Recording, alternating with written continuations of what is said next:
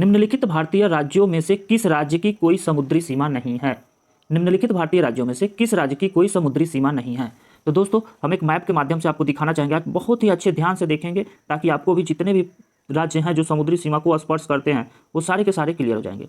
जैसा कि आप देख रहे हैं, ये हो गया गुजरात, गुजरात के बाद महाराष्ट्र, महाराष्ट्र के बाद गोवा, गोवा के बाद कर्नाटक, कर्नाटक के बाद केरल, केरल के बाद तमिलनाडु, तमिलनाडु के बाद आंध्र प्रदेश, आंध्र प्रदेश के बाद उड़ीसा, उड़ीसा के बाद पश्चिम बंगाल। यानी एक बार फिर से रिपीट कर देते हैं, गुजरात, महाराष्ट्र, गोवा, कर्नाटक, केरल, तमिलनाडु, आंध्र प्रदेश, उड़ीसा और पश्चिम बंगाल। ये 9 राज्य हैं जो समुद्री सीमा से लगे हुए हैं। एकमात्र ऐसा राज्य है आपके ऑप्शन के अनुसार राजस्थान। राजस्थान एकमात्र ऐसा राज्य है जो समुद्री सीमा को स्पर्श नहीं करता है। तो दोस्तों अगर हम बात करें गुजरात की, तो गुजरात भारत की सबसे लंबी समुद्री सीमा वाला राज्य, भारत की सबसे लंबी समुद्री सीमा, भारत की सबसे लंबी समुद्री सीमा वाला राज्य गुजरात है। जबकि गोवा भारत की सबसे छोटी समुद्री सीमा, छोटी समुद्री सीमा गोवा की है। तो दोस्तों अगर आपसे कहे गुजरात भारत का सबसे लंबी समुद्री सीमा वाला राज्य कौन सा है? गुजरात है। भारत की सबसे छोटी सीमा वाला राज्य कौन सा है? तो गोवा है। चलिए दोस्तों चलते हैं हम अपने अगले प्रश्न की तरफ। हमारा अगला प्रश्न है, किसी नदी के प्रदूषण स्तर की माप की जांच की जाती है। किसी नदी के प्रदूषण स्तर की माप की जांच BOD के माध्यम से किया जाता है। BOD क्या होता है दोस्तों? BOD का पूरा नाम बायोलॉजिकल ऑक्सीजन डिमांड है। BOD का पूरा नाम क्या है? Biological oxygen demand. ये BOD का पूरा नाम है। दोस्तों आपसे BOD का पूरा नाम पूछ लिया जाता है, एग्जामों में कई बार पूछा गया है। तो बायोलॉजिकल ऑक्सीजन डिमांड BOD का पूरा नाम है और किसी नदी के प्रदूषण स्तर की माप BOD के माध्यम से की जाती है। इसमें BOD की मात्रा में ऑक्सीजन की पूर्ति, यदि जिस क्षेत्र में BOD की मात्रा कम हो जाती है, तो उस क्षेत्र में ऑक्सीजन की पूर्ति की जाती है। ऑक्सीजन की मात्रा कम हो जाती है तो ऑक्सीजन की मात्रा पूर्ति की जाती है। दोस्तों अगर हम बात करें सर्वाधिक BOD कहाँ पाए जाते हैं, तो गंगा नदी में सर्वाधिक BOD कानपुर से इलाहाबाद के बीच सर्वाधिक BOD पाए जाते हैं। कानपुर से इलाहाबाद के बीच गंगा नदी में सर्वाधिक BOD पाए जाते हैं। ये प्रश्न पूछा गया है आपके एग्जामों में। दोस्तों चलिए चलते हैं हम अपने अगले प्रश्न की तरफ। हमारा अगला प्रश्न है, वायरस संक्रमण से होने वाला रोग है। तो दोस्तों वायरस संक्रमण से होने वाला रोग जुकाम है। जुकाम वायरस संक्रमण से होने वाला रोग है। दोस्तों अगर हम बात करें मलेरिया की, तो मलेरिया एक जीवाणुजनित रोग है। मलेरिया क्या है दोस्तों? मलेरिया एक जीवाणुजनित रोग है। मलेरिया की दवा के लिए कुनैन नामक औषधि की प्रयोग की जाती है। कौन सी औषधि? कुनैन की छाल का प्रयोग मलेरिया के उपचार के लिए किया जाता है। मलेरिया मादा एनोफिलीज मच्छर के काटने से होता है। मादा एनोफिलीज, आपसे कहे मलेरिया कैसे होता है, तो मादा एनोफिलीज मच्छर के काटने से मलेरिया होता है। और मलेरिया प्लाज्मोडियम नामक जीवाणु से होता है। 3 प्रश्न। सबसे पहले मलेरिया की दवा तैयार की जाती है कुनैन की छाल से। मलेरिया मादा एनोफिलीज मच्छर के काटने से होती है और प्लाज्मोडियम नामक जीवाणु मलेरिया के लिए जिम्मेदार होते हैं। दोस्तों अगर हम बात करें टाइफाइड की, तो टाइफाइड साल्मोनेला टाइफू नामक जीवाणु से होता है। साल्मोनेला टाइफू से टाइफाइड होता है। साल्मोनेला टाइफू से। अगला प्रश्न है, भारत में कृषि को प्रभावित करने वाला मौसम का सबसे महत्वपूर्ण तत्व है। तो भारत में कृषि को प्रभावित करने वाले मौसम के सबसे महत्वपूर्ण तत्व हैं वृष्टि। वृष्टि भारत के मौसम का सबसे महत्वपूर्ण तत्व है। दोस्तों चलिए चलते हैं हम अपने अगले प्रश्न की तरफ। हमारा अगला प्रश्न है, वायुमंडल की सबसे ठंडी परत कौन सी है? वायुमंडल की सबसे ठंडी परत कौन सी है? तो दोस्तों वायुमंडल की सबसे ठंडी परत मध्यमंडल है। मध्यमंडल वायुमंडल की सबसे ठंडी परत है। जबकि क्षोभ मंडल वायुमंडल की परत में परिवर्तन मंडल के नाम से जाना जाता है। मौसम की संबंधित जितनी भी घटनाएं होती है क्षोभ मंडल में होती है, इसलिए इसे परिवर्तन मंडल, संवहन मंडल के नाम से भी जाना जाता है। चलिए दोस्तों चलते हैं हम अपने अगले प्रश्न की तरफ। हमारा अगला प्रश्न है, निम्नलिखित में कौन सी एक ग्रीन हाउस गैस है? तो दोस्तों मीथेन एक ग्रीन हाउस गैस है। मीथेन के साथ कार्बन डाइऑक्साइड सबसे महत्वपूर्ण गैस है। ग्रीन हाउस गैस के लिए जिम्मेदार है सबसे ज़्यादा कार्बन डाइऑक्साइड। मीथेन भी एक प्रकार का ग्रीन हाउस गैस है। चलिए दोस्तों चलते हैं हम अपने अगले प्रश्न की तरफ। हमारा अगला प्रश्न है, भारत में प्रोजेक्ट टाइगर की शुरुआत किस वर्ष हुई? भारत में प्रोजेक्ट टाइगर की शुरुआत किस वर्ष हुई? दोस्तों 1973 ईस्वी में भारत में टाइगर प्रोजेक्ट की शुरुआत हुई। Tiger man of India Kailash श्रृंखला को कहा जाता है? Tiger man of India Kailash श्रृंखला को माना जाता है। तो tiger man of India Kailash श्रृंखला को कहा जाता है। भारत में प्रोजेक्ट टाइगर की शुरुआत 1973 में हुई थी और भारत का सबसे पहला tiger reserve Jim Corbett national park Bharat का सबसे पहला बाघ अभ्यारण्य है। भारत का सबसे पहला पार्क भी जिम कॉर्बेट नेशनल पार्क है। जिम कॉर्बेट उत्तराखंड में है, जो भारत का सबसे पहला बाघ अभ्यारण्य के नाम से जाना जाता है। चलिए दोस्तों, चलते हैं हम अपने अगले प्रश्न की तरफ। पृथ्वी तल पर उस काल्पनिक रेखा को क्या कहते हैं जो 180 डिग्री मेरिडियम याम्योत्तर पर खींची गई है? तो दोस्तों, जो 180 डिग्री मेरिडियम याम्योत्तर होती है उसे अंतर्राष्ट्रीय तिथि रेखा कहा जाता है। अंतर्राष्ट्रीय तिथि रेखा 180 डिग्री मेरिडियम याम्योत्तर पर खींची गई है, जबकि विषुवत रेखा 0 डिग्री अक्षांश को कहते हैं। 0 डिग्री अक्षांश को विषुवत रेखा कहते हैं, जबकि 0 डिग्री देशांतर को प्रधान याम्योत्तर रेखा, 0 डिग्री देशांतर को प्रधान याम्योत्तर रेखा और 23.5 डिग्री अक्षांश को कर्क रेखा कहा जाता है। तो 180 डिग्री मेरिडियम याम्योत्तर पर खींची गई रेखा जिसे हम अंतर्राष्ट्रीय तिथि रेखा, 0 डिग्री अक्षांश को विषुवत रेखा, 23.5 डिग्री उत्तरी अक्षांश को कर्क रेखा और 0 डिग्री देशांतर को प्रधान याम्योत्तर रेखा के नाम से जानते हैं। चलिए दोस्तों, चलते हैं हम अपने अगले प्रश्न की तरफ। हमारा अगला प्रश्न है, निम्नलिखित में से किस राज्य में गोल्फ ऑफ मन्नार मैरीन राष्ट्रीय पार्क स्थित है? तो गोल्फ ऑफ मन्नार मैरीन राष्ट्रीय पार्क ये आपको तमिलनाडु में मिलेगा, यानी तमिलनाडु में गोल्फ ऑफ मन्नार मैरीन राष्ट्रीय पार्क स्थित है। गुजरात में नल सरोवर अभ्यारण्य गुजरात में स्थित है। गुजरात में नल सरोवर अभ्यारण्य स्थित है। गिर अभ्यारण्य गुजरात में स्थित है। अगर बात करें पश्चिम बंगाल की, तो पश्चिम बंगाल में बुक्सा नेशनल पार्क पश्चिम बंगाल में है। सुंदरवन पश्चिम बंगाल में है। और दोस्तों, चलिए चलते हैं हम अपने अगले प्रश्न की तरफ। हमारा अगला प्रश्न है, जनगणना 2011 के अनुसार भारत का लिंगानुपात है। तो जनगणना 2011 के अनुसार भारत का लिंगानुपात 940:1000 है। 940:1000 है, यानी 940 लड़कियों पर 1000, यानी 940 फीमेल और 1000 मेल है। चलिए दोस्तों, चलते हैं हम अपने अगले प्रश्न की तरफ। हमारा अगला प्रश्न है, निम्नलिखित में से किस एक प्राणी को किसान का मित्र कहा जाता है? दोस्तों, केचुआ को किसान का मित्र कहा जाता है। चलिए दोस्तों, चलते हैं हम अपने अगले प्रश्न की तरफ। हमारा अगला प्रश्न है, पर्यावरण को बचाने के लिए चिपको आंदोलन से कौन सा राज्य जुड़ा हुआ है? तो पर्यावरण को बचाने के लिए चिपको आंदोलन से कौन सा राज्य जुड़ा हुआ है दोस्तों? तो चिपको आंदोलन उत्तराखंड से संबंधित है। चिपको आंदोलन के जनक सुंदरलाल बहुगुणा कौन है दोस्तों? सुंदरलाल बहुगुणा चिपको आंदोलन के जनक हैं और सुंदरलाल बहुगुणा चिपको आंदोलन के जनक हैं। अगर हम बात करें कि उत्तराखंड में, तो उत्तराखंड में ही एक प्रसिद्ध अभ्यारण्य है फूलों की घाटी जो बार बार पूछा जाता है एग्जामों में। फूलों की घाटी चमोली में उत्तराखंड में स्थित है। चलिए दोस्तों, चलते हैं हम अपने अगले प्रश्न की तरफ।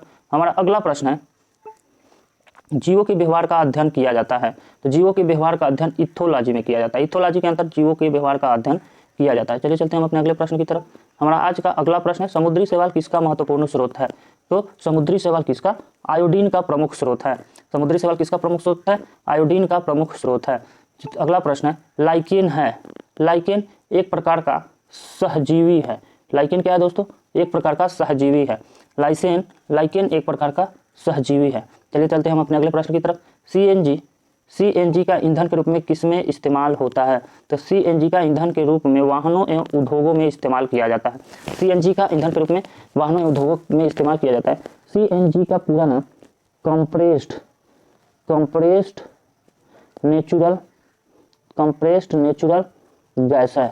सीएनजी का कई बार फुल फॉर्म पूछ लिया जाता है, तो कंप्रेस्ड नेचुरल गैस सीएनजी का पूरा नाम है। चलिए दोस्तों, चलते हैं हम अपने अगले प्रश्न की तरफ। हमारा अगला प्रश्न है, पर्यावरण जागरूकता का किसके द्वारा सृजन किया जा सकता है?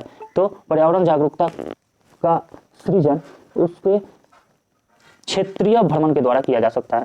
पर्यावरण जागरूकता का किसके द्वारा सृजन किया जा सकता है? तो पर्यावरण जागरूकता का सृजन उसके क्षेत्रीय भ्रमण के द्वारा किया जा सकता है। चलिए दोस्तों, चलते हैं हम अपने अगले प्रश्न की तरफ। हमारा अगला प्रश्न है, एलपीजी किसका संक्षिप्त रूप है? तो एलपीजी का पूरा नाम लिक्विफाइड पेट्रोलियम गैस है।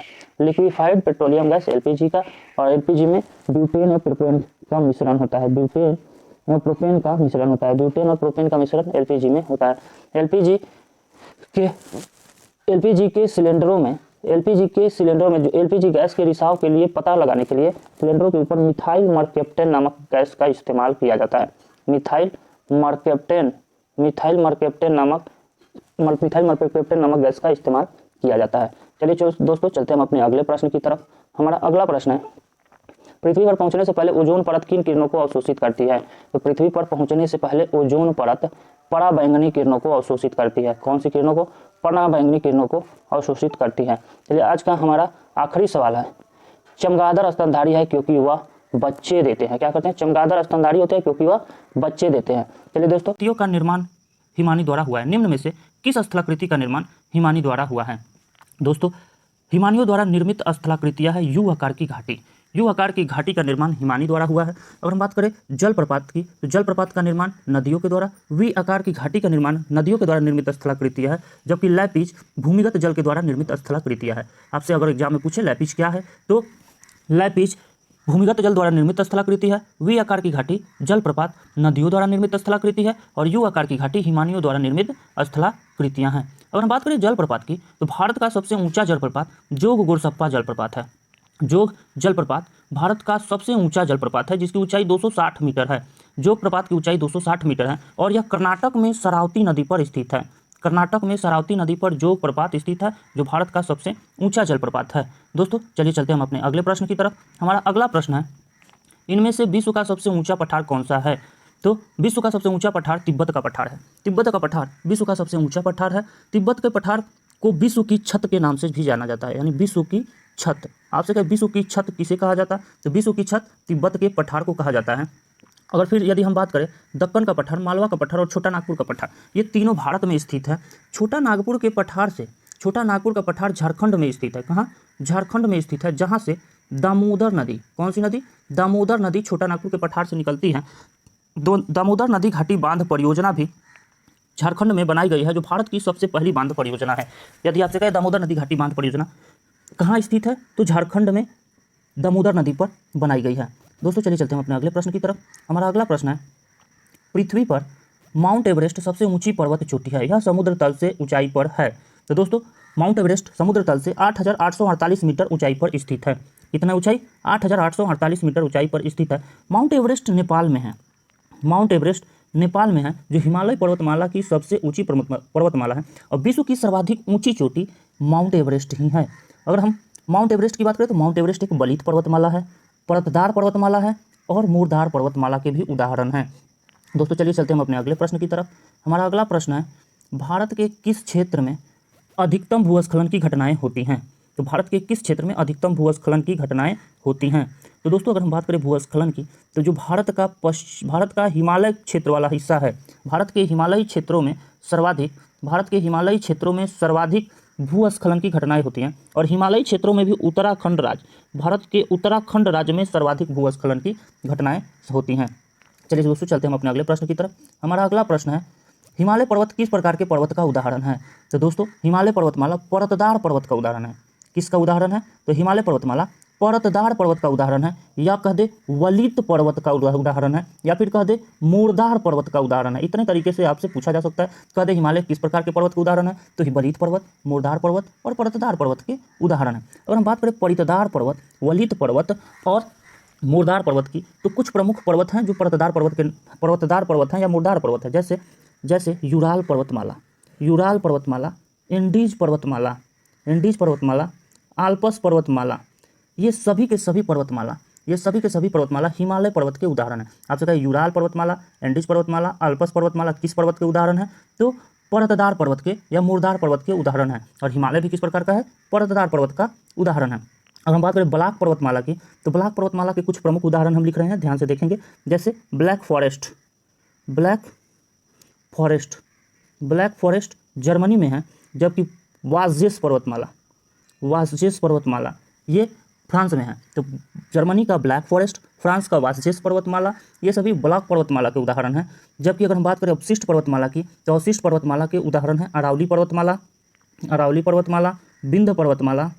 बिंद पर्वतमाला, सतपुरा पर्वतमाला। तो अरावली, बिंद, सतपुरा ये सभी अवशिष्ट पर्वत के उदाहरण हैं। और प्राचीन पर्वत की बात करते हैं, विश्व की सबसे प्राचीन पर्वत अवशिष्ट पर्वत अरावली की पर्वतमाला है। कौन सी पर्वतमाला? अरावली पर्वतमाला विश्व की सर्वाधिक प्राचीन या अवशिष्ट पर्वतमाला के उदाहरण है।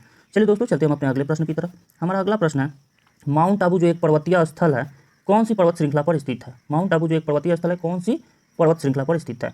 दोस्तों अरावली पर्वत श्रृंखला पर स्थित है। माउंट आबू कहाँ स्थित है? अरावली पर्वत श्रृंखला पर स्थित है। अगर हम बात करें अरावली पर्वतमाला की, तो अरावली पर्वतमाला राजस्थान में, कौन से राज्य में?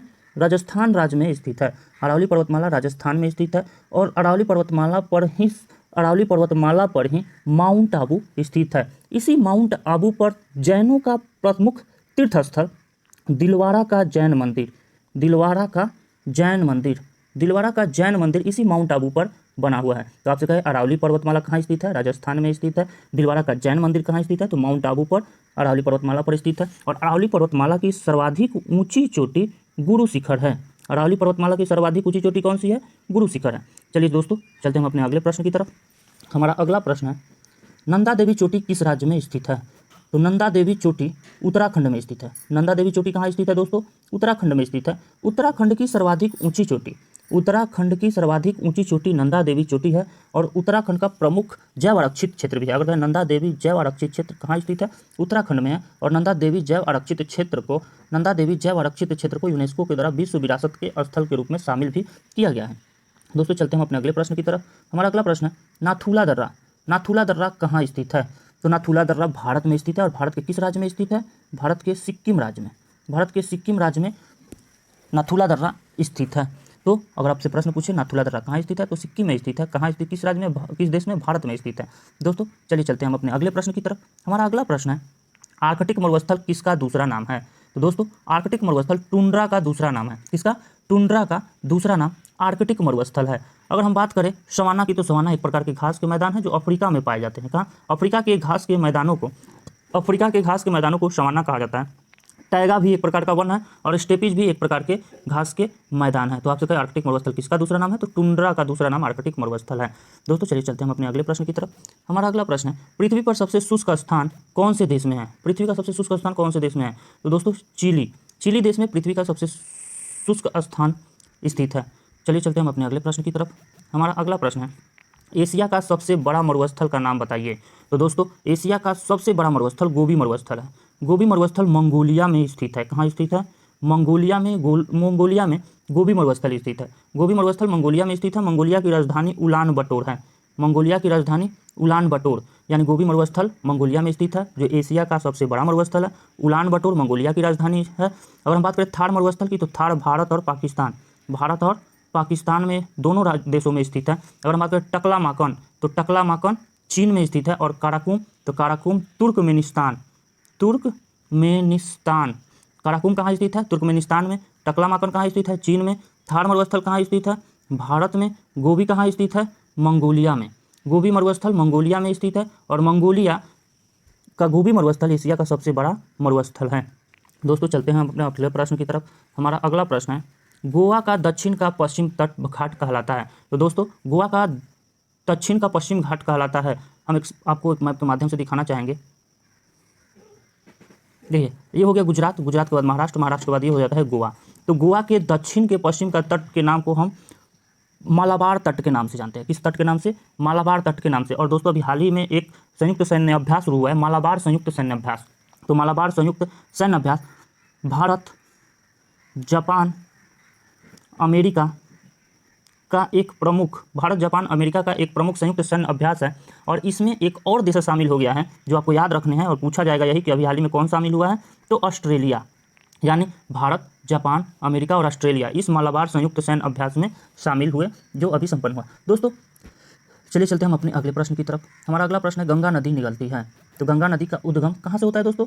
गंगा नदी का उद्गम गंगोत्री ग्लेशियर से होता है। कहाँ से होता है? गंगोत्री ग्लेशियर से गंगा नदी का उद्गम होता है।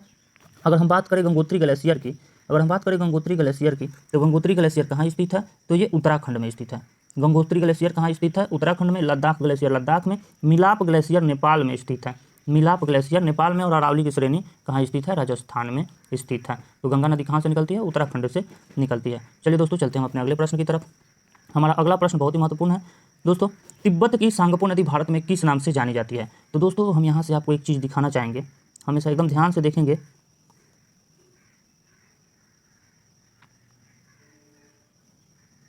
जो आपकी जो गंगा नदी है, गंगा नदी का उद्गम उत्तराखंड के उत्तरकाशी से होता है, यमुना नदी का उद्गम यमुनोत्री से होता है, और सिंधु नदी का उद्गम तिब्बत के मानसरोवर झील से, और ब्रह्मपुत्र का भी उद्गम वहीं से होता है। हम आपको एक मैप के माध्यम से दिखाना चाहते हैं। ये हो जाता है हमारा भारत का मैप। तो दोस्तों यहीं से, यहाँ पर तिब्बत का मानसरोवर झील है, और यहाँ से इस तरीके से निकलती है आपकी ब्रह्मपुत्र नदी। ब्रह्मपुत्र नदी जब तिब्बत में सांगपो के नाम से जानी जाती है, फिर जब ये भारत में अरुणाचल प्रदेश में इस तरीके से प्रवेश करती है, तो अरुणाचल प्रदेश में इसे दिहंग के नाम से जाना जाता है, और असम के क्षेत्र में ब्रह्मपुत्र के नाम से बहते हुए बांग्लादेश में प्रवेश करती है। बांग्लादेश में इसे जमुना के नाम से जाना जाता है। तो तिब्बत के मानसरोवर झील के निकट से निकलती है ब्रह्मपुत्र नदी और भारत में प्रवेश करती है, और तिब्बत को में इसे सांगपो नदी के नाम से जाना जाता है, और भारत में इसे ब्रह्मपुत्र नदी के नाम से जाना जाता है।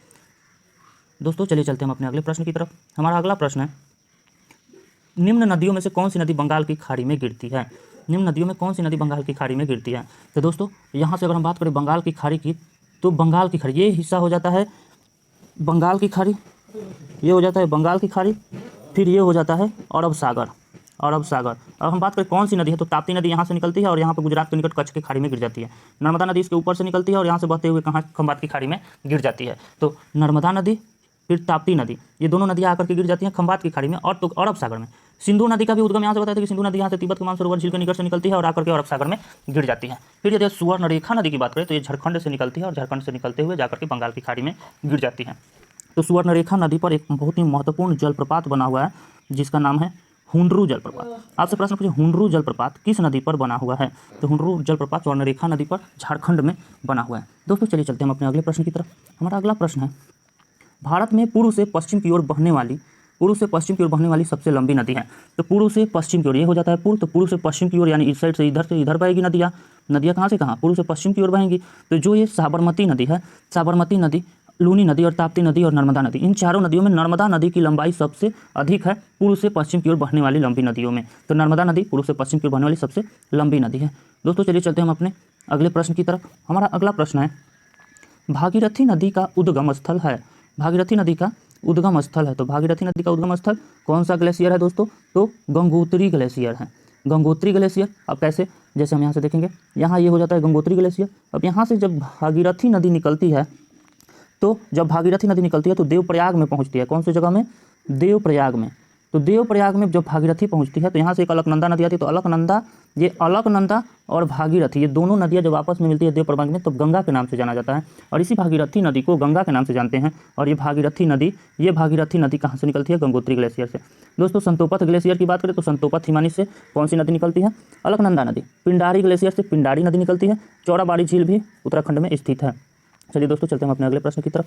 हमारा अगला प्रश्न है, कहाँ पर भागीरथी और अलकनंदा नदी के मिलने से गंगा बनती है? तो दोस्तों यहाँ से निकलती है कौन सी नदी? यहाँ से निकलती है भागीरथी नदी, यहाँ से अलकनंदा। तो अलकनंदा और भागीरथी के संगम को ये हो जाती है भागीरथी और ये अलकनंदा। तो इन दोनों नदियों के संगम को किस नाम से जाना जाता है? देवप्रयाग के नाम से जाना जाता है। दोस्तों अगर इसी क्रम में अगर हम बात करें तो यहाँ से जो पिंडार नदी निकलती है यहाँ पर आती है तो कर्णप्रयाग, फिर यहाँ से मंदाकिनी नदी आती है यहाँ पर मिलती है तो रुद्रप्रयाग। तो ये हो जाता है कर्णप्रयाग, ये हो जाता है रुद्रप्रयाग, ये हो जाता है देवप्रयाग, और ये कुछ प्रमुख प्रयाग हैं जो उत्तराखंड में स्थित है। आपसे प्रश्न पूछा भागीरथी और अलकनंदा नदी के मिलने से कौन सी गंगा नदी बनती है? तो कहाँ पर? तो देवप्रयाग में। चलिए दोस्तों चलते हैं हम अपने अगले प्रश्न की तरफ। हमारा अगला प्रश्न है, भारत की सबसे लंबी नदी का नाम बताइए। तो दोस्तों भारत की सबसे लंबी नदी कौन सी है? गंगा नदी। गंगा नदी भारत की सबसे लंबी नदी है जिसकी कुल लंबाई 25 किलोमीटर है। तो दोस्तों गंगा नदी की कुल लंबाई कितनी है? 25 किलोमीटर है, और गंगा नदी भारत की सबसे लंबी नदी है। चलिए चलते हैं हम अपने अगले प्रश्न की तरफ। हमारा अगला प्रश्न है, भारत के दक्षिणी प्रायद्वीप में कौन सी नदी देश के दूसरे सबसे बड़ी नदी क्षेत्र का निर्माण करती है? तो देश के दूसरे सबसे बड़े नदी क्षेत्र का निर्माण कौन सी नदी करती है? तो गोदावरी नदी। गोदावरी नदी एक प्रायद्वीपीय नदी है जो देश का दूसरा सबसे बड़ा नदी क्षेत्र का निर्माण करती है, और ये प्रायद्वीपीय नदी गोदावरी नदी कृष्णा नदी भी एक प्रायद्वीपीय नदी है, कावेरी नदी भी एक प्रायद्वीपीय नदी है, ताप्ती नदी भी एक प्रायद्वीपीय नदी है। कृष्णा, गोदावरी और कावेरी ये बंगाल की खाड़ी में गिरती हैं, बंगाल की खाड़ी में, जबकि ताप्ती नदी अरब सागर में जाकर प्रमुख कारण है। तो दोस्तों सुनामी का प्रमुख कारण है समुद्र तल से भूकंप की उत्पत्ति, यानी जब समुद्र तल में भूकंप की उत्पत्ति होती है तो सुनामी आती है। अगर हम बात करें सुनामी की तो विश्व में सबसे अधिक सुनामी जापान देश में आती है। दोस्तों कौन से देश में? जापान देश में। जापान में विश्व की सर्वाधिक सुनामी आती है। तो अगर हम बात करें जापान की तो जब जापान में सुनामी आई थी तो जापान का फुकुशिमा संयंत्र के कारण सबसे अधिक नुकसान हुआ था। तो ये प्रश्न पूछा जाता है आपके एग्जामों में कि फुकुशिमा संयंत्र से कहाँ पर सबसे अधिक नुकसान हुआ था सुनामी के कारण। तो ये जापान में सबसे अधिक नुकसान हुए थे। दोस्तों चलते हैं हम अपने अगले प्रश्न की तरफ। हमारा आज का अगला प्रश्न है जो बहुत ही महत्वपूर्ण प्रश्न है और ये सारे के सारे प्रश्न किसी न किसी एग्जाम में पूछे गए हैं। हमारा अगला प्रश्न है भूकंप की तरंगों को निरूपित करता है। तो भूकंप की तरंगों को निरूपित करता है सिस्मोग्राफ, यानी सिस्मोग्राफ से भूकंप के तरंगों की गति मापी जाती है। तो भूकंप की तीव्रता सिस्मोग्राफ पर मापी जाती है। अगर हम बात करें इलेक्ट्रोकार्डियोग्राफी तो हृदय का जांच, हृदय के लिए इलेक्ट्रोकार्डियोग्राफी का उपयोग किया जाता है। और पॉलीग्राफ ये झूठ पकड़ने वाली एक मशीन होती है जिसका नाम है पॉलीग्राफ। तो दोस्तों अगर हम बात करें सिस्मोग्राफ तो सिस्मोग्राफ भूकंप के तरंगों की गति मापती है। लेकिन अगर हम बात करें सिस्मोलॉजी की, किसकी? सिस्मोलॉजी। तो सिस्मोलॉजी क्या होता है दोस्तों? तो ये भूकंपों का अध्ययन सिस्मोलॉजी कहलाता है। भूकंपों का अध्ययन सिस्मोलॉजी कहलाता है। चलिए चलते हैं हम अपने अगले प्रश्न की तरफ। हमारा अगला प्रश्न है वायुमंडल का प्रमुख स्तर जो पृथ्वी तल के नज़दीक है उसे किस नाम से जाना जाता है? तो दोस्तों पृथ्वी तल के सबसे नज़दीक वाले स्तर को हम क्षोभ मंडल के नाम से जानते हैं। क्षोभ मंडल जो पृथ्वी तल के सबसे निकट स्थित है, जैसा कि एक संरचना के माध्यम से हम आपको समझाना चाहेंगे, तो ये होती है। अगर वायुमंडल की बात करें तो सबसे निचले स्तर, वायुमंडल की सबसे निचली स्तर को क्षोभ मंडल के नाम से जाना जाता है। अगर हम बात करें क्षोभ मंडल के ऊपरी स्तर को समताप मंडल के नाम से जाना जाता है। अगर हम बात करें समताप मंडल के ऊपरी स्तर को तो समताप मंडल के ऊपरी स्तर को मध्य मंडल के नाम से जाना जाता है। फिर मध्य मंडल के बाद हमारा आता है कौन सा मंडल? मध्य मंडल के बाद हमारा आता है आयन मंडल। मध्य मंडल के बाद कौन सा मंडल? आयन मंडल। और आयन मंडल के बाद हमारा ये ऊपर का जो हिस्सा होता है उसे हम बहिर्मंडल के नाम से जानते हैं। तो ये हो गया क्षोभ मंडल, समताप मंडल, मध्य मंडल, आयन मंडल और बहिर्मंडल। तो दोस्तों उम्मीद करते हैं आप बहुत ही अच्छे से समझ गए होंगे। चलिए चलते हैं हम अपने अगले प्रश्न की तरफ। हमारा अगला प्रश्न है वायुमंडल की कौन सी परत प्रकाश की पराबैंगनी किरणों को पृथ्वी की सतह पर आने से रोकती है? वायुमंडल की कौन सी परत प्रकाश की पराबैंगनी किरणों को पृथ्वी की सतह पर आने से रोकती है? तो दोस्तों वायुमंडल की कौन सी परत है जो पृथ्वी की पराबैंगनी किरणों को पृथ्वी की सतह पर आने से रोकती है? तो वो होता है समताप मंडल। कौन सा मंडल होता है दोस्तों? समताप मंडल। समताप मंडल क्या करता है? समताप मंडल पराबैंगनी किरणों को पृथ्वी की सतह पर आने से रोकता है। तो दोस्तों जो हमारा ऑप्शन दिया हुआ है इसमें ऑप्शन के अनुसार हम क्या करेंगे? समताप मंडल। और इसके पिछले वाले प्रश्न में हमने इसको बहुत ही अच्छे से आपको समझा दिया है कि कैसे समताप मंडल होगा। तो दोस्तों समताप मंडल क्या करता है? पराबैंगनी किरणों को अवशोषित कर लेता है। अगर हम बात करें जो पराबैंगनी किरणें होती हैं वो पराबैंगनी किरणें अवशोषित कर ली जाती है समताप मंडल में स्थित ओजोन परत के द्वारा। तो दोस्तों चलिए चलते हैं हम अपने अगले प्रश्न की तरफ। हमारा अगला प्रश्न है वायुदाब। दोस्तों वायुदाब नापने वाले यंत्र को किस नाम से जाना जाता है? तो वायुदाब नापने वाले यंत्र को किस नाम से जाना जाता है? तो वायुदाब नापने वाले यंत्र को हम बैरोमीटर के नाम से जानते हैं। यानी बैरोमीटर से वायुदाब मापने की इकाई को बैरोमीटर कहा जाता है। सिस्मोग्राफ से भूकंप की तीव्रता मापी, भूकंपों के तरंगों की तीव्रता मापी जाती है। तथा हाइग्रोमीटर से आर्द्रता मापी जाती है। दोस्तों अगर हम बात करते हैं हम अपने अगले प्रश्न की तरफ, तो हमारा अगला प्रश्न है और बहुत ही महत्वपूर्ण प्रश्नों की सीरीज चल रही है दोस्तों। तो हमारा अगला प्रश्न है वायुमंडल में 99% भाग किन दो गैसों का विस्तार है? तो दोस्तों वायुमंडल के 99% हिस्सों पर, वायुमंडल के 99% हिस्सों पर दो गैसों की प्रधानता पाई जाती है और वो दो गैस हैं ऑक्सीजन एवं नाइट्रोजन। ऑक्सीजन एवं नाइट्रोजन 99% वायुमंडल में पाए जाते हैं। नाइट्रोजन की मात्रा 78% पाई जाती है जबकि ऑक्सीजन की मात्रा 21%। और ये दोनों मिलाकर टोटल कितने हो जाते हैं दोस्तों? लगभग 99%। यानी लगभग 99% गैसें ऑक्सीजन एवं नाइट्रोजन की पाई जाती है। कार्बन डाइऑक्साइड की मात्रा कितनी पाई जाती है? 0.03% कार्बन डाइऑक्साइड पाए जाते हैं हमारे वायुमंडल में। दोस्तों अगर बात करें सबसे कम गैस कौन सी पाई जाती है, तो ऑर्गन गैस सबसे कम गैस है जो वायुमंडल में पाई जाती है। अगर हम बात करें हम अपने अगले प्रश्न की तरफ, हमारा अगला प्रश्न है पृथ्वी के वातावरण की किस सतह में ओजोन परत पाई जाती है? तो दोस्तों इसके पहले वाले प्रश्न में हमने बहुत अच्छे से आपको बता दिया। तो पृथ्वी के वातावरण के किस सतह में ओजोन परत पाई जाती है? तो ओजोन परत स्ट्रेटोस्फीयर में पाई जाती है। कहाँ पर? स्ट्रेटोस्फीयर में ओजोन परत पाई जाती है। दोस्तों ये नाम इंग्लिश में दे देता है जो कंफ्यूज कर जाता है लोगों को। तो ट्रोपोस्फीयर क्षोमंडल के नाम से जाना जाता है, मीजोस्फीयर मध्य मंडल के नाम से, स्ट्रेटोस्फीयर समताप मंडल के नाम से, और आयनोस्फीयर आयन मंडल के नाम से जाना जाता है। चलिए दोस्तों हम चलते हैं हम अपने अगले प्रश्न की तरफ। हमारा अगला प्रश्न है, पृथ्वी के वायुमंडल में निम्नलिखित में से किस गैस का प्रतिशत अन्य गैसों की तुलना में सबसे कम है? किस गैस की प्रतिशत अन्य गैसों की तुलना में सबसे कम है? तो जो इन चारों ऑप्शन में आपको दिया गया है, इन चारों में सबसे कम प्रतिशत ऑर्गन की पाई जाती है। अगर हम कार्बन डाइऑक्साइड की बात करें तो 0.03%, अगर हम ऑक्सीजन की बात करें तो 21%, और नाइट्रोजन की बात करें तो 78% पाई जाती है। तो दोस्तों चलिए चलते हैं हम अपने अगले प्रश्न की तरफ। हमारा अगला प्रश्न है, जलवायु और मौसम में होने वाले सभी परिवर्तन वायुमंडल के किस स्तर में होते हैं? तो दोस्तों अगर हम बात करें कि वायुमंडल के परिवर्तन यानी जलवायु और मौसम से संबंधित जितनी भी घटनाएं होती हैं, वायुमंडल से संबंधित जितनी भी घटनाएं होती हैं वो सारी की सारी कहाँ संपन्न होती हैं? तो वो क्षोभ मंडल में संपन्न होती है। मौसम से संबंधित सारी घटनाएं कहाँ संपन्न होती हैं? तो वो संपन्न होती है कहाँ पर? क्षोभ मंडल में संपन्न होती है। तो दोस्तों हमारा जो ऑप्शन दिया हुआ है वो हो जाएगा हमारा ऑप्शन नंबर 3, क्षोभ मंडल। तो क्षोभ मंडल में सारी घटनाएं होती हैं जो मौसम से संबंधित घटनाएं होती हैं।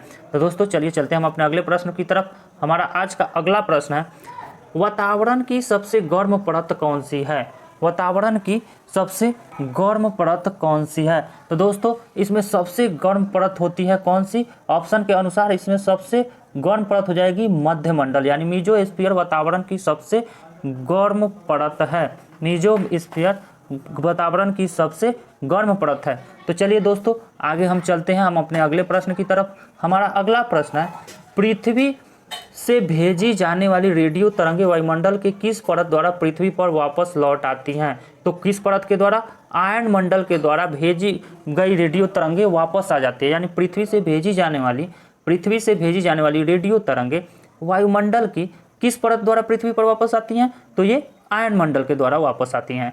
किस परत के द्वारा? आयन मंडल के द्वारा वापस आती है। चलिए चलते हैं हम अपने अगले प्रश्न की तरफ। हमारा आज का अगला प्रश्न है, जब जलवाष्प वायुमंडल में अवक्षेपित यानी संघनित होकर द्रव के रूप में पृथ्वी पर गिरती है तो उसे कहते हैं। जब जलवाष्प वायुमंडल में अवक्षेपित या संघनित होकर द्रव के रूप में पृथ्वी पर गिरती है तो उसे क्या कहते हैं? तो उसे दोस्तों हम क्या कहते हैं? वर्षा कहते हैं। क्या कहते हैं? वर्षा कहते हैं। तो दोस्तों चलिए चलते हैं हम अपने अगले प्रश्न की तरफ। हमारा अगला प्रश्न है, भारत के किस राज्य में सर्वाधिक वर्षा होती है? तो भारत के किस राज्य में? तो मेघालय राज्य में। अगर मेघालय को तोड़ेंगे तो मेघ जोड़ आलय, यानी मेघालय, मेघ मतलब बादल और आलय मतलब घर, बादल का घर, यानी सर्वाधिक वर्षा कहाँ होती है? मेघालय में। और विश्व की सर्वाधिक वर्षा मेघालय के मासिनराम में ही होती है। मेघालय के कहाँ पर? मेघालय के मासिनराम में विश्व की सर्वाधिक वर्षा होती है। कहाँ पर होती है विश्व की सर्वाधिक वर्षा? मेघालय के मासिनराम में होती है। तो दोस्तों अगर हम बात करें हम अपने अगले प्रश्न की तरफ, हमारा अगला प्रश्न है, निम्न में से कौन सा सागर यूरोप को अफ्रीका से अलग करता है? तो दोस्तों अगर हम बात करें यूरोप से अफ्रीका को अलग करने की, तो अगर हम बात करें, ये देखिए यहाँ से अगर इस तरीके से जानते हैं तो ये हो जाता है आपका हो जाता है अफ्रीका महाद्वीप जो यहाँ से गुजरती है, ये हो जाता है आपका, ये हो गया भूमध्य सागर, और भूमध्य सागर ये अफ्रीका महाद्वीप, और ये भूमध्य सागर अफ्रीका महाद्वीप, और ऊपर हो जाता है ये यूरोप महाद्वीप। तो यूरोप और अफ्रीका के बीच में भूमध्य सागर स्थित है। तो यूरोप और अफ्रीका महाद्वीप को कौन सा? ये हो जाता है यूरोप महाद्वीप, और ये हो जाता है अफ्रीका महाद्वीप। तो अफ्रीका और यूरोप महाद्वीप के मध्य में भूमध्य सागर है। तो भूमध्य सागर क्या करती है? भूमध्य सागर यूरोप को अफ्रीका से अलग करती है। तो दोस्तों हमारा ऑप्शन नंबर 4 सही होगा। यदि कह दे प्रश्न कि कौन से सागर यूरोप को अफ्रीका से अलग करता है, तो भूमध्य सागर। चलिए चलते हैं हम अपने अगले प्रश्न की तरफ। हमारा अगला प्रश्न है मृत सागर क्या है? मृत सागर क्या है? तो दोस्तों ऑप्शन है ऐसा सागर जिसका पानी जहरीला होता है, बिल्कुल गलत है। फिर है ऐसा सागर जिसमें ज्वार भाटे बहुत तीव्र गति से आते हैं, ये भी ऑप्शन गलत है। ऐसा सागर जो सभी महासागरों और सागरों से ज़्यादा नमकीन है, तो बिल्कुल सही। दोस्तों हमारा ऑप्शन नंबर 3 यानी मृत सागर क्या है? तो ऐसा सागर जो सभी महासागर एवं सागरों से ज़्यादा नमकीन है, उसे मृत सागर कहा जाता है। दोस्तों मृत सागर जॉर्डन में स्थित है। कहाँ स्थित है? जॉर्डन में मृत सागर स्थित है। चलिए सो दोस्तों चलते हैं हम अपने अगले प्रश्न की तरफ चलते हैं। तो हमारा अगला प्रश्न है महासागरों में निम्न में से कौन सा लवण सर्वाधिक मात्रा में पाया जाता है? तो दोस्तों महासागरों में निम्न में कौन सा लवण सर्वाधिक मात्रा में पाया जाता है? अगर हम बात करें कि कौन सा लवण सर्वाधिक मात्रा में पाया जाता है, तो कौन सा लवण सर्वाधिक मात्रा में पाया जाता है? Sodium chloride. अगर हम बात करें किसकी? सोडियम क्लोराइड की, तो सोडियम क्लोराइड सर्वाधिक मात्रा में पाए जाते हैं। दोस्तों अगर हम चलिए चलते हैं हम अपने अगले प्रश्न की तरफ। हमारा अगला प्रश्न है समुद्र का कितना प्रतिशत जल पीने योग्य है? समुद्र का कितना प्रतिशत जल पीने योग्य है? तो अगर हम बात करें समुद्र का कितना प्रतिशत जल पीने योग्य है, तो 0.65%। दोस्तों यदि प्रश्न पूछे कि समुद्र का कितना प्रतिशत जल पीने योग्य है, तो हम क्या कहेंगे? 0.65% यानी पीने योग्य जल है जो समुद्र के जल होते हैं। और चलिए चलते हैं हम अपने अगले प्रश्न की तरफ। हमारा अगला प्रश्न है निम्नलिखित में से कौन सा महासागर ऑस्ट्रेलिया के पश्चिम में और अफ्रीका के पूर्व में स्थित है? तो दोस्तों अफ्रीका के पूर्व में, तो ये हो जाता है हमारा अफ्रीका महाद्वीप। ये हो गया हमारा अफ्रीका महाद्वीप, और अफ्रीका महाद्वीप के बाद यहाँ पर हो जाता है हमारा ऑस्ट्रेलिया महाद्वीप। कौन सा महाद्वीप? ऑस्ट्रेलिया। और अफ्रीका के पूर्व में और ऑस्ट्रेलिया के पश्चिम में, ये हो जाता है पूर्व और ये हो जाता है पश्चिम। तो ऑस्ट्रेलिया के पश्चिम में और अफ्रीका के पूर्व में इधर वाले हिस्से में कौन सा महासागर हो जाता है? हिंद महासागर। क्योंकि यहाँ पर कौन सा? यहाँ पर अपना देश भारत स्थित है, और ये भारत स्थित है और बीच में हो जाता है हिंद महासागर। कौन सा महासागर? हिंद महासागर। तो यहाँ पे कौन सा महासागर स्थित है? हिंद महासागर। यदि आपसे कहे ऑस्ट्रेलिया के पश्चिम और अफ्रीका के पूर्व में कौन सा महासागर स्थित है, तो हिंद महासागर स्थित है। तो चलिए दोस्तों चलते हैं हम अपने अगले प्रश्न की तरफ। हमारा अगला प्रश्न है विश्व की सबसे गहरी समुद्री खाई कौन सी है? तो विश्व की सबसे गहरी समुद्री खाई कौन सी है? तो विश्व की सबसे गहरी समुद्री खाई मरीना की खाई। कौन सी खाई है दोस्तों? मरीना की खाई, यानी कहे तो मरीना गर्त, यानी मेरियाना गर्त जो प्रशांत महासागर में स्थित है। मेरियाना गर्त जो कहाँ स्थित है? प्रशांत महासागर में स्थित है। प्रशांत महासागर में स्थित है मेरियाना गर्त जो प्रशांत महासागर में स्थित है। मेरियाना गर्त जो प्रशांत महासागर में स्थित है विश्व की सबसे गहरी खाई है। दोस्तों चलिए चलते हैं हम अपने अगले प्रश्न की तरफ। हमारा अगला प्रश्न है पेड़ों की कतारों के बीच में फसलें उगाने को क्या कहते हैं? दोस्तों ये आज का आखिरी सवाल होगा, आज के टेस्ट का आखिरी सवाल होगा। पेड़ों की कतारों के बीच में फसलें उगाने को क्या कहते हैं? तो पेड़ों की कतारों के बीच में फसल उगाने की विधि को तोंग्या प्रणाली के नाम से जाना जाता है। यदि आपसे प्रश्न पूछे तोंग्या प्रणाली क्या है, तो पेड़ों की कतारों के बीच में फसलें उगाने को क्या कहते हैं? तोंग्या प्रणाली के नाम से जानते हैं। दोस्तों यदि वीडियो अच्छा लगे तो लाइक करें, चैनल को सब्सक्राइब करें और बेल आइकन प्रेस जरूर कर ले ताकि अगला वीडियो मिले तो आपको नोटिफिकेशन मिलता रहे। तब तक के लिए धन्यवाद।